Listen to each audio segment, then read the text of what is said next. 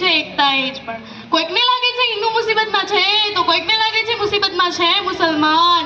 આ ધર્મને ચશ્મા ઉતારીને જુઓ મિત્રો, રાષ્ટ્ર એકતાના અભાવથી તો મુસીબતમાં છે મારું હિન્દુસ્તાન.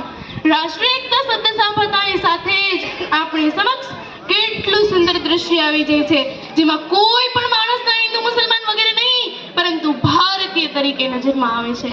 અને આ ઝુંડ જોઈને મને વસ્ત્રભેવ ઘટ્યો મટટમ આખું જગત એક પરિવાર છે એ વાક્ય સત્ય લાગે છે, પરંતુ આ દ્રશ્ય વધુ વાર આપણી સમક્ષ રહેતું નથી. આ દ્રશ્ય ભારતમાં વર્ષમાં ફક્ત 2 વાર જોવા મળે છે, એક 15મી ઓગસ્ટ અને બીજી 26મી જાન્યુઆરી. મિત્રો કહેવત છે, એક ટીપાથી તો નાની ચકલી પણ ના પરડે. જ્યારે ટીપુ ટીપુ મળીને વરસાદનું રૂપ લઈ લે ને સમગ્ર પૃથ્વી ભીંજાઈ જાય છે.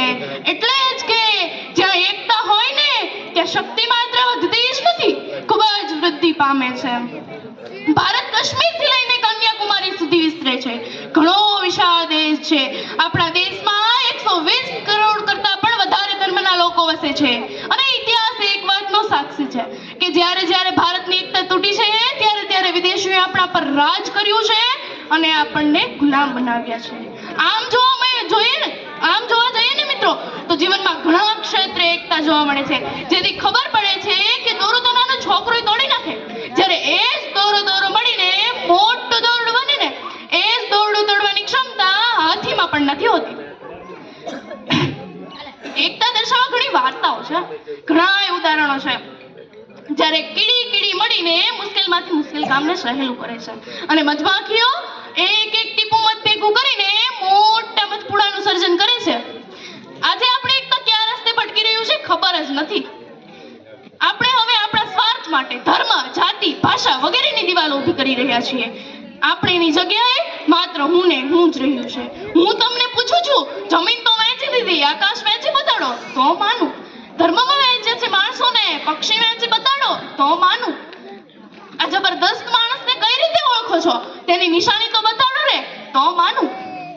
પોતાના પરિવારને તો પ્રેમ કરે જ છે, પરંતુ વસુધૈવ કુટુંબકમ રાષ્ટ્ર એકતાને સત્ય હકીકત કરી બતાવો ને તો માનું.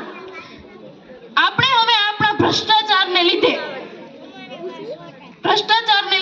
આપણા પરિવારને જ લૂંટીએ છીએ અને બોમ્બ બ્લાસ્ટ કરી આપણા પરિવારને જ ઉડાડીએ છીએ.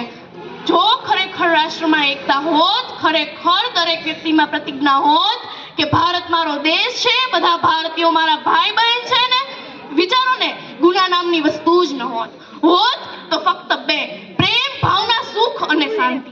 સમયની મર્યાદાને માન આપતા અને મારી વાણીને વિરામ આપતા છેલ્લે એટલું કહેવા માંગુ છું કે રાષ્ટ્રમાં એકતા ફરી લાવશું, દેશ માટે પ્રેમ ફરી જગાડશું. નહીં કરી શકે મારા પરિવાર પર કોઈ રાજ. વસુધૈવ કુટુંબકમ રાષ્ટ્ર એકતાને સત્ય હકીકત કરી બતાવશું. અસ્તુ, જય હિન્દ, જય ભારત.